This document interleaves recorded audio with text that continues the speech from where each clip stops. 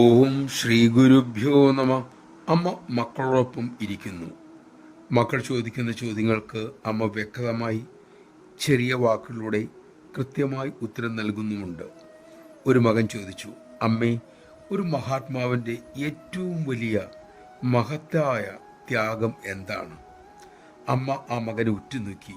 ഉടൻ തന്നെ അമ്മ അരുളി, മഹാത്മാക്കൾ ഭൂമിയിലേക്ക് ഇറങ്ങി വന്ന് പന്നിക്കൂട്ടങ്ങളുടെ ഇടയിൽ പന്നികളെപ്പോലെ ജീവിച്ച് അവരെ ഉയർത്താൻ ശ്രമിക്കുന്നു. അമ്മയുടെ ആ മറുപടി കേട്ട് ചുറ്റിനിരുന്ന മക്കൾ തരിച്ചുപോയി.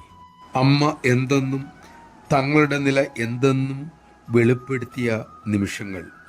ഉടൻ തന്നെ അമ്മ പൊട്ടിച്ചിരിച്ചുകൊണ്ട് പറഞ്ഞു, അമ്മയൊരു തമാശ പറഞ്ഞതാണ്. നമഃശിവായ. അമ്മ തമാശയായി പറഞ്ഞതാണെങ്കിലും അതിൻ്റെ ആഴവും ഗാംഭീര്യവും സത്യവും നമുക്ക് ആലോചിക്കാം.